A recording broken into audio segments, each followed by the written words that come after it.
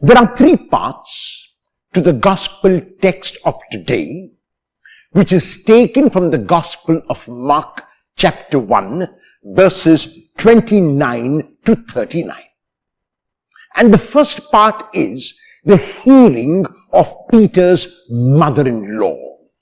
As soon as Jesus enters Peter's house, he sees his mother-in-law who is in bed, laid down by a fever.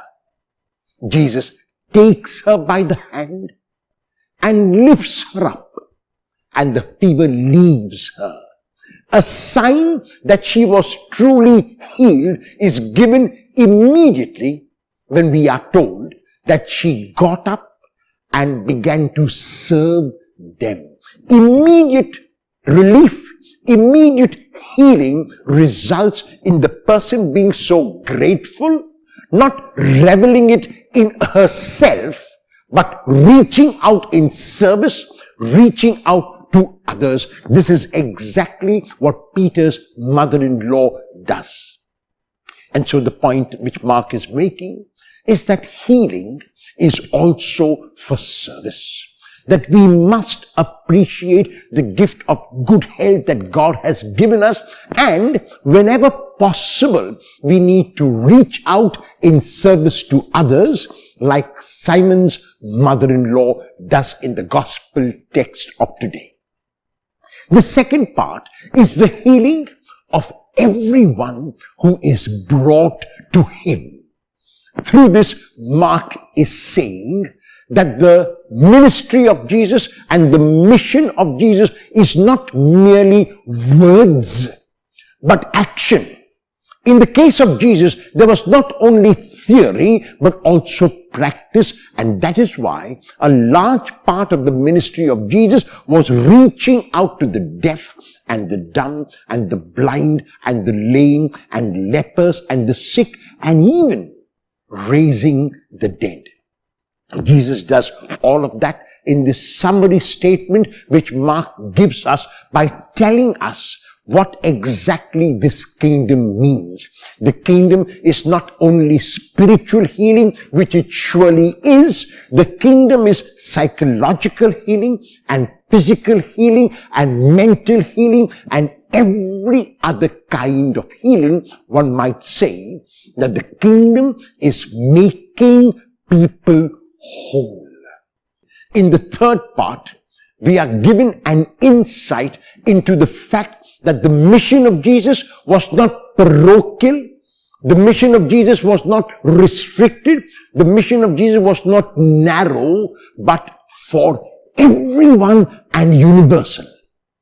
Simon and his companions hunt Jesus down, who has gone away by himself to pray. Jesus knew that the strength which he had came from his Father. Jesus knew that he needed to keep going back to his Father for this renewed strength. And that is why in the third part, when everyone is asleep, early in the morning, he has gone away by himself to commune with the alone. He is alone and with the alone. And even as Simon and his companions find him after hunting him down, they want him to remain there. They want him to be parochial. They want him to be restricted. They want him to be narrow. And Jesus says, no. My ministry cannot be a restricted ministry.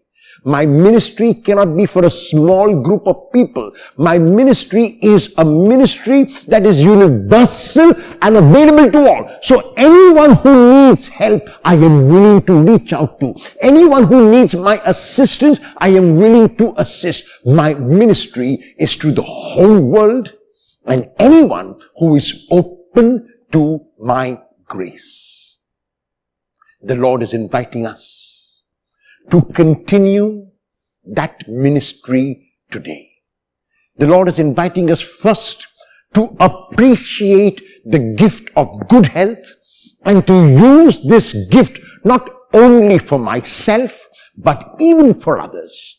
The Lord is inviting us to look at my own frailty and to approach Him for this healing and wholeness that I need. And the Lord is inviting us to be like Him, the salt of the earth and the light of the world. Will I reach out in love to at least one person today?